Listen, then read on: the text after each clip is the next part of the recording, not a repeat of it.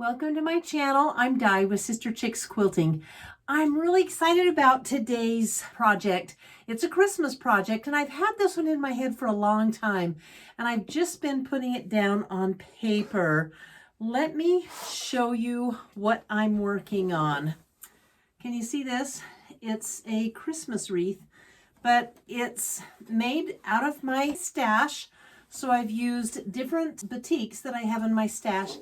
And I've used the Creative Grid Dresden ruler, and I thought that the Dresden plate would make a really cool wreath if I made the circle super big. And I think it has. I'm going to hold it up close so you can see the machine quilting that I've done on it. Can you see that? Isn't that kind of pretty? It's a design called Winterberry, and this is what I'm doing to add some red to it. I'm doing a couple of things. But take a look at the little red berries that I have sewn on. So I'm sitting here hand sewing these on. These are they.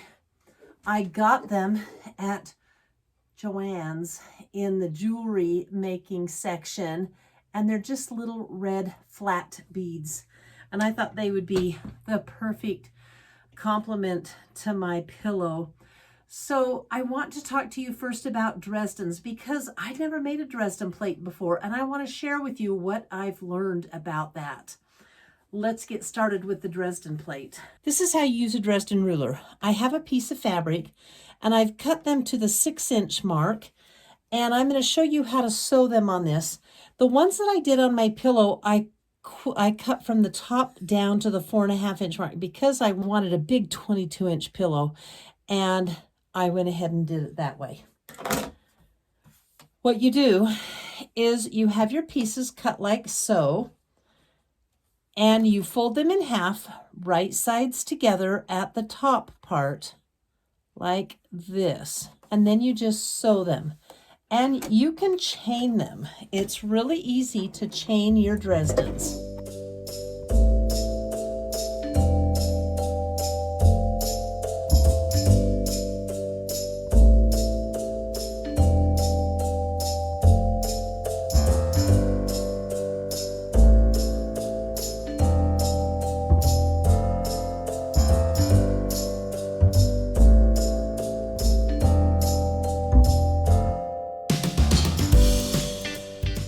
Now you have something that looks like this. Okay, bring your Dresden chain to your ironing table and clip them apart like this. And on the corner that you've stitched, you want to clip the corner. It's going to turn easier. I'm going to clip that little corner off. And this is the method that I figured out how to do. I stick my finger into the plate, or into that little pocket that's sewn, and I open up and finger press the seam open. You want it pressed open. And then I just hold my thumb over it, turn it. And I use my purple thing just barely to push the point out. You want a nice little point on your Dresden, centering the seam in the middle, and then press it. That's simple. That's all there is to it. And there you have your little Dresden. Let me show you one more time.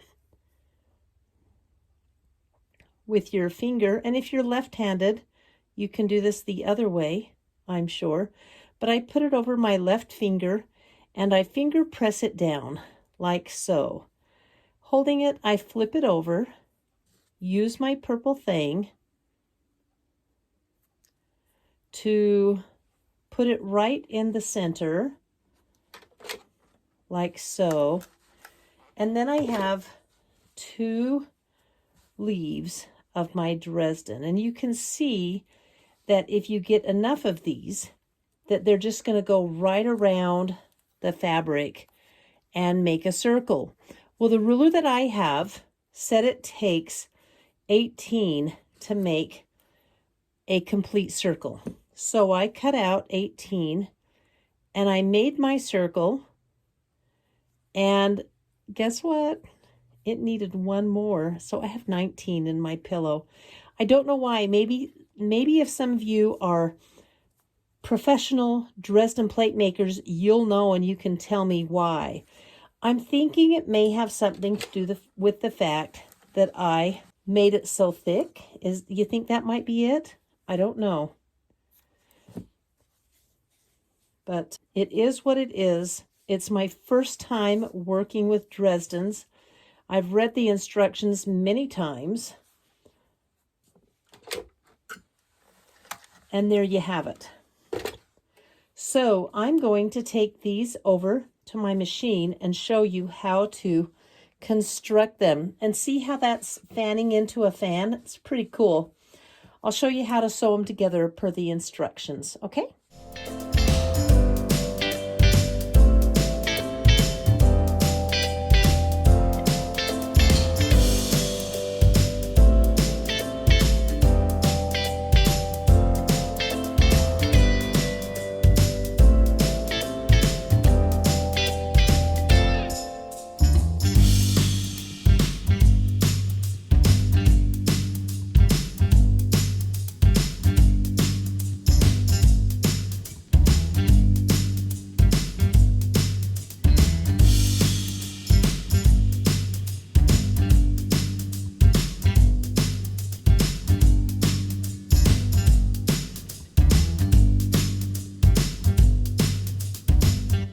So this is what I'm doing for my wreath. I actually used a 9-inch dinner plate as my template to cover it up because I wanted a big circle, because I wanted it to be a wreath and not, not the Dresden plate. So right now I am just sewing on the last of the little beads I got. They really show up when you see them on the white fabric, but of course they're berries, so I'll have them on the green fabric. And I'm just stitching them down by hand. And then I'm going to finish constructing the pillow. So what I did to make the pillow is I sewed the Dresden plate on, and then I appliqued this center piece on. Now, I appliqued with 2 pieces of the fabric that I was using because I wanted it to be pretty opaque. And so I went ahead and did that. And then I quilted it. Now, if you don't have a long arm, don't feel like you have to use a long arm. My first choice was to cross hatch it on the sewing machine. And I was actually between quilts for clients. So I just threw it on and did it really quick on the long arm. And I'm very happy with it. I did a dense quilting pattern called Winterberry, and it's fun. It has kind of pine branches, mistletoe, berries, and pine cones. So I'm really happy with the look of this pillow. And then as soon as I finish this last little berry, I am going to put the pillow together. And it's going to be super simple. I'm going to put a binding on it because I think that will be a lot easier and faster. And I want the contrasting color because my binding is going to be red. So this is going to be a fun Christmas pillow. Can't wait to finish it and do the ta-da. So the type of pillow that I'm going to be making actually on the back is just going to be overlapped. And what I've done is quilted 2 of the white pieces, and I'm just kind of folding it over at 1/4 of an inch, and then I'm going to press it and measure it, and this is just to get rid of my raw edge. So I want 2 finished edges, and I will overlap those 2 finished edges in the middle of my pillow. All right, now that both of these are done, I'm going to take them to the pressing table and actually measure probably 1 inch, and I'll sew them both down so they're nice and flat. Okay, so here is my top with my wreath on it. Moving my machine out of the way a little bit so you can see it. And this is how I plan on constructing this pillow. I'm going to turn this to the outside, and then I'm going to take my 2 backs And I'm putting wrong sides together because I'm going to bind this. So I have the folded seam in the middle, and I'm just going to stick a few pins in to hold this in place. And then I'm going to sew it together all the way around and put a binding on it. I think that's going to be a super fast, easy way to finish this pillow. And you might be asking me, Diane or Di, what size, how big do I make my pillow? Well, I have a 22-inch feather pillow form that I'm using, and I'm going to make 22-inch pillows for it, pillow covers for it, that I can just take off and change out. So I'll have a nice big feather fluffy pillow. Now, 22-inch pillow forms that are made from feathers are expensive, but guess where I bought it? I have this really cool store called Tuesday Morning, and I know they're all across the United States. I know they're huge in Texas, and I just went into their pillow department and found one. I didn't care what was on the pillow because I cut it off, but I did get a pillow form that was a feather pillow form that was 22 inches, so it was pretty nice. Okay, my cutting's a little off here. I'll just sew it and then trim it, but I'm going to lay it flat to pin it. And then I'm going to sew all the way around the pillow, and see, this is where you put the form in, right here. Pretty cool, huh? Let's get sewing. Well, I haven't shown you this yet, but this is all batiks, and I wanted a batik binding, so ta-da! Isn't this just cool? I'm so excited. This is going to be a very Christmassy, splashy sofa pillow. And I am just going to bind it like a quilt. I've got my binding foot and some red thread on the machine, and I'm just going to sew this on just like a quilt and get it bound.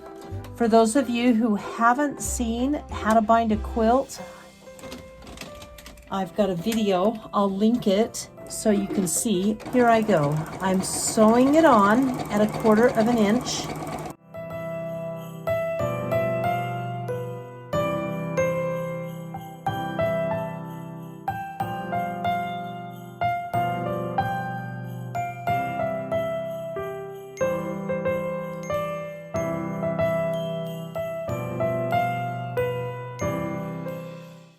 It's finished, and I think it definitely screams Christmas wreath. What are your thoughts? I do think I need to get some red gray ribbon and put a bow on it. Tell me if you think I should or shouldn't. Right now I'm leaning towards it. Maybe it'll look tacky, who knows. Anyway, this is the first pillow that I ever put a binding on, and I really like the look. I want to do it some more. It was fun doing the Dresden plate for the wreath. I really enjoyed learning on the Dresden. I hope you learned something on the Dresden. Let's take a look closer in. You can see the texture in the background from the quilting. Don't be intimidated because I have a long arm with a really cool pattern on it, because it is a really cool pattern. But it would look fantastic if it were cross-hatched or free motion quilted on your domestic machine. I had it, so I used it. I am in love with the little hollyberry beads. I think they're a lot of fun. They weren't bad at all to sew on. Anyway, I think they really add to it. So that's all I have for this week. If you like my videos, I would love a subscribe. You can subscribe down below, like my videos, give me a thumb up. Those are really important to YouTubers and I appreciate it. And until next week, goodbye. We'll see you on Tuesday. I've got a great project coming up next Tuesday that's going to be a fun, fast, easy Christmas gift. You'll love it. And I don't think it's out there. It's going to be pretty original. So until then, bye.